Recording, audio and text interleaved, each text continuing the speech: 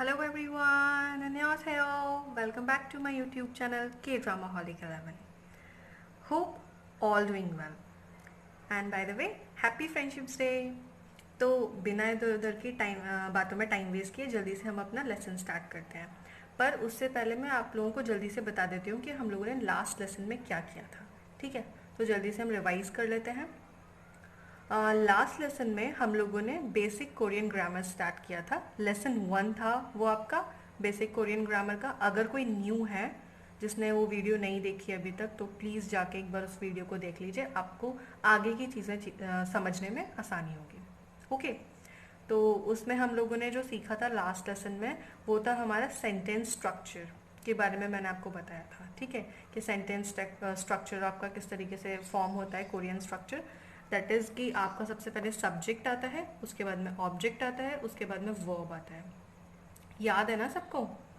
इसके अलावा हमने ग्रीटिंग वर्ड सीखे थे कि हमें किसी को थैंक यू बोलना है, हेलो बोलना है, या फिर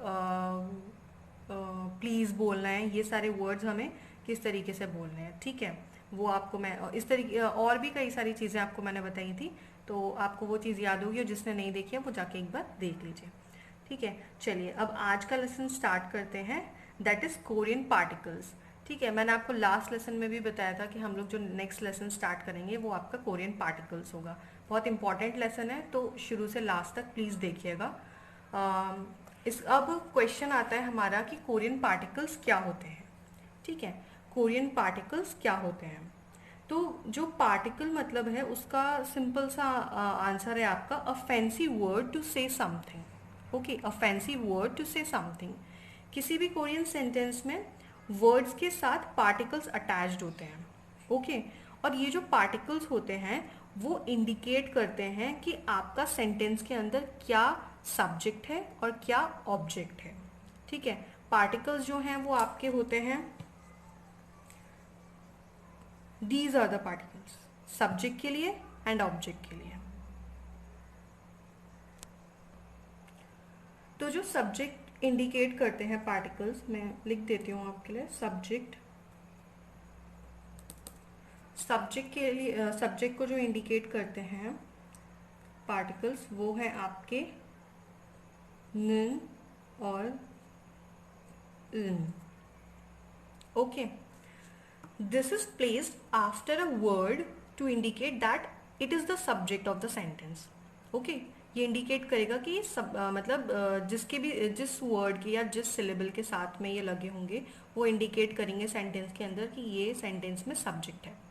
okay, now the question arises कि हमें कब कौन सा यूज करना है। यहाँ पे दो और लिखा हुआ है ना, तो ऑब्वियसली कोई एक यूज होगा। यूज नन when the last letter of the last syllable of the last syllable is a vowel, is a vowel. Okay, example is na, na. Okay, ना में हम किस तरीके से यूज करेंगे, क्योंकि यहाँ पे वॉवल है लास्ट में, तो वील यूज इन। ओके, अगर आपका जो क्या बोलते हैं, जो सब्जेक्ट है वो कॉन्सोनेंट से लास्ट कर रहा है, use in when the last letter of the last syllable of the subject is a consonant, consonant, consonant. Okay, तो आपको इन यूज करना है। एग्जाम्पल चिप, चिप, तो यहाँ पे आपको इस तरीके से यूज करना पड़ेगा, जिपिन, जिपिन। ठीक है, एक और एग्जाम्पल हो सकता है इसका, छेक, छेकन। ओके, इन वर्ड्स का मतलब मैं आपको पुरानी वीडियोस में बता चुकी हूँ। ओके, जिसने कोरियन वोकैब की वो वीडियो नहीं देखी है तो वो एक बार जाके देख ले, आपको वहाँ पे सारे वर्ड्स और उनके मीनिंग विद प्रोनाउंसिएशन आपको बताया गया है वहाँ पे। ठीक है, आप प्लेलिस्ट में जाके चेक कर सकते हैं, पूरी प्लेलिस्ट क्रिएट की हुई है मैंने वहाँ चैनल पे जाके आप उसको देख सकते हैं। ठीक है, नाउ फॉर ऑब्जेक्ट, ये तो हो गया सब्जेक्ट के लिए कि सब्जेक्ट का जब लास्ट जो सिलेबल का लास्ट वर्ड आपका वॉवल है तो आपको इन यूज़ करना है। अगर सब्जेक्ट का लास्ट वर्ड कॉन्सोनेंट है तो आपको इन यूज़ करना है। ओके, नाउ ऑब्जेक्ट के बारे में क्या है, नाउ फॉर ऑब्जेक्ट। ओके, यहाँ पे हमें जो पार्टिकल्स दिए हुए हैं दैट इज रिल और इल। ओके, रिल आपको यूज करना है, use this when the last letter of the last syllable of object is vowel. Okay, अब आई मतलब ना जो है ये आपका ऑब्जेक्ट भी हो सकता है, इसका मतलब आई होता है। ओके, तो ऑब्जेक्ट में भी आ सकता है, तो उस टाइम पे हमको जो यूज़ करना है that's in this form. Okay, छ,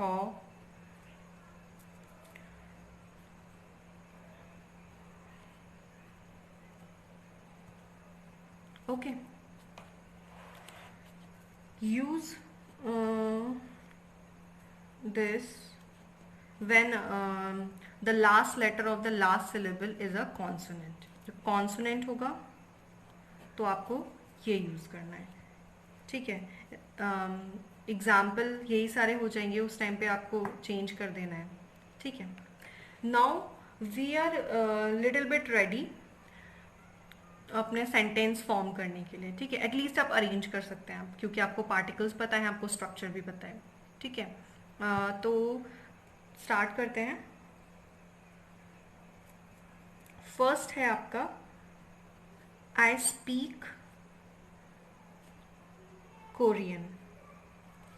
आई स्पीक कोरियन, तो किस तरीके से आपको लिखना है मैं वो सिर्फ बता रही हूँ, अभी मैं आपको पूरा ट्रांसलेट और लिख के नहीं बताऊंगी, वो हम बाद में करेंगे अभी थोड़ी देर बाद। ओके, तो आई आपका यहाँ पर क्या है, सब्जेक्ट है। आई आपका सब्जेक्ट है यहाँ पर।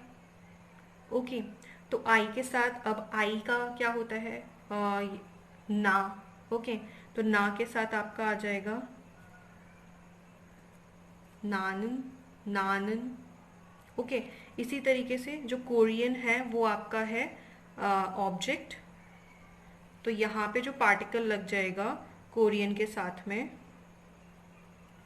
That is ill. Okay, okay, इसी तरीके से आपका है आई रोट लेटर, तो यहाँ पे आई आपका सब्जेक्ट है। सब्जेक्ट के साथ आप ऐड करेंगे, डिपेंड करता है कि वॉवल से एंड हो रहा है या कॉन्सोनेंट से एंड हो रहा है, तो यहाँ पे वॉवल से एंड हो रहा है तो यहाँ पे आपका ये हो जाएगा। ठीक है, लेटर का डिपेंड करता है कि क्या बोलते हैं, उसके बाद में आप उसके साथ ऐड करेंगे। ठीक है, तो इस तरीके से हो जाएगा।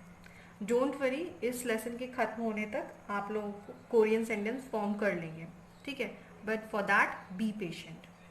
ठीक है, तो अभी उसका नेक्स्ट स्टेप है कि आपको पता होना चाहिए कि हमारा जो सेंटेंस है उसमें ईदा का क्या इम्पोर्टेंस है। मैंने आपको बोला था कि नेक्स्ट लेसन में मैं आपको बताऊंगी ईदा का क्या मतलब, क्या रोल है एक्चुअल में। ओके, तो ईदा का मतलब मैंने आपको बताया था, ईदा का मतलब बताया था to be, remember, to be. Okay, English में जो सेंटेंस फॉर्म होते हैं वो कुछ इस तरीके से होते हैं, कुछ इस तरीके से होते हैं। I am a man, he is a man, right, कुछ इसी तरीके से होते हैं। और कुछ एग्जाम्पल्स ले लें, दे आर मैन। मैं आपको इंग्लिश से रिलेट करके बताने की कोशिश कर रही हूँ ताकि आपके लिए थोड़ा इजी होगा। ओके, दे वर मैन, कुछ इस तरीके से ही फॉर्म होता है, ऐसे ही होते हैं। ठीक है, अब ये जो सारे वर्ड्स मैंने अंडरलाइन किए हैं सेंटेंसेस में, वो टेंस के बेसिस पे और उनके सिंगुलर हैं या प्लूरल हैं, इनके बेसिस पे यूज़ हो रहे हैं, राइट। पर कोरियन में क्या होता है, इन सारी चीज़ों के जगह पर जैसे एम, इज, आर, वर, यहाँ पे अलग अलग यूज़ हो रहे हैं। ओके, इन सब की जगह पर क्या यूज़ होता है, ईदा। ईदा वर्ड यूज़ किया जाता है। ठीक है, ईदा। ओके,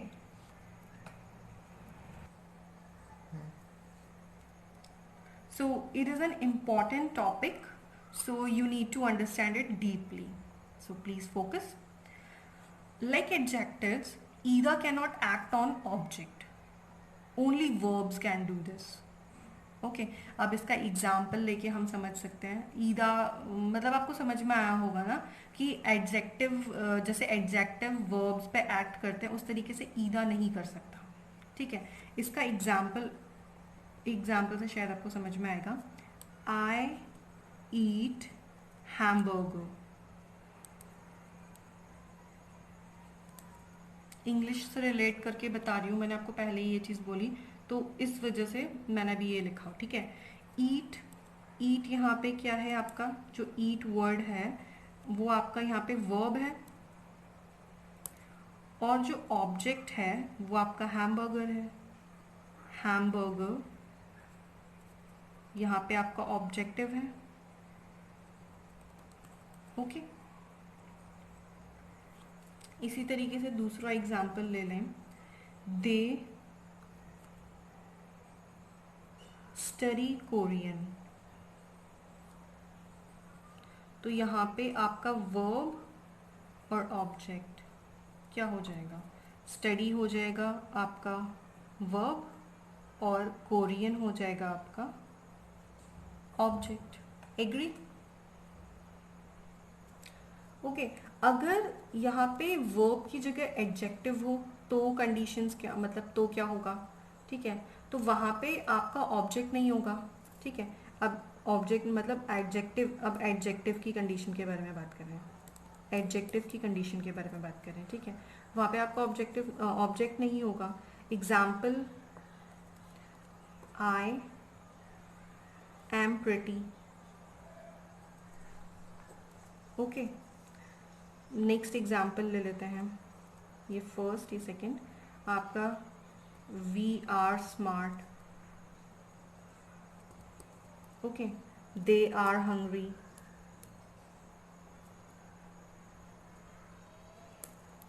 ये एडजेक्टिव के सेंटेंसेस के एग्जाम्पल्स हो गए आपके। Now look at these 3 sentences.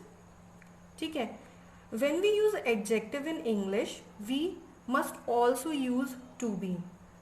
ठीक है, word like am, are, is, यहाँ पे मैंने दोनों आर यूज किए, इज भी होता है इसके अलावा एग्जाम्पल में अगर आप देखें तो। ठीक है, एंड इन शॉर्ट अगर हम बोलें या दूसरे शब्दों में बात करूँ तो we can not make sentences like this. Like this means I pretty,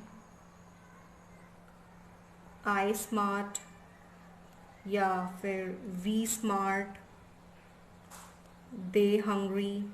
We can't do that, right? Can we? But still we can't make sentences here by using ida. For that I will explain you later कि reason क्या है उस चीज़ का। Okay, so हम किस तरीके के sentences form कर सकते हैं, now I'm going to explain that. Okay, तो हम कुछ सेंटेंस फॉर्म करने की कोशिश करते हैं, proper sentences, like I am a man. ठीक है, यहाँ पे कोई भी वर्ड ऐसा नहीं है जिसका मतलब आपको ना पता हो कोरियन में किसको क्या बोलते हैं। ठीक है, तो आई के लिए जो वर्ड यूज होता है दैट्स ना या फिर छौ। ओके, तो ना यहाँ पे आपका क्या है, सब्जेक्ट, तो इसके साथ में आपको पार्टिकल ऐड करना पड़ेगा। पार्टिकल डिपेंड करता है वॉवल है या कॉन्सोनेंट है, अभी कुछ टाइम पहले ही मैंने आपको बताया, ठीक है। नानन। उसके बाद मैन के लिए आपका क्या वर्ड है, नमजा। नमजा, नम जा, ईदा। I am a man. यहाँ पे ईदा लगने के बाद ये सेंटेंस हो गया आपका कंप्लीट। ये है आपका करेक्ट फॉर्म। ओके, अब अगर आप इसको इस तरीके से लिख देते, नानन नमजा ईदा, यहाँ पे अगर स्पेस आ जाता बीच में तो ये हो जाता आपका गलत। ओके, तो अगर ये स्पेस आएगा बीच में तो ये गलत हो जाएगा, ठीक है। ईदा डायरेक्टली अटैच्ड होगा सेकेंड नाउन के साथ में, जैसे अभी मैंने यहाँ पे किया, नमजा ईदा।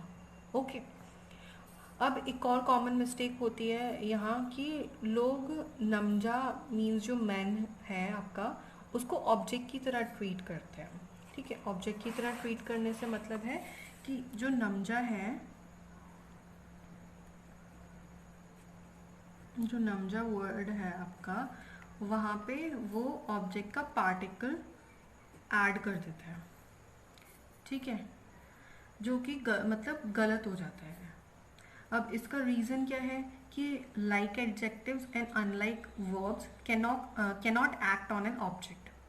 सो इसका जो करेक्ट फॉर्म है वो यही है।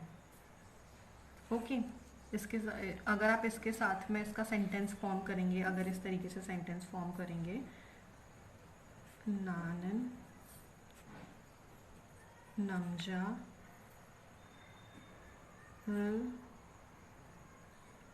ईदा, अगर इस तरीके से फॉर्म करेंगे तो ये गलत हो जाएगा। ओके, गलत हो जाएगा, ठीक है। इसका एक और एग्जाम्पल आप इस तरीके, अच्छा अब आप ट्राई करिए कि आई एम वुमन को आप कैसे लिखेंगे। I am a woman, let me know. Okay, तो बस आज के लिए इतना ही। नेक्स्ट वीडियो में हम इसके आगे कंटिन्यू करेंगे। Okay, thanks for watching, bye bye.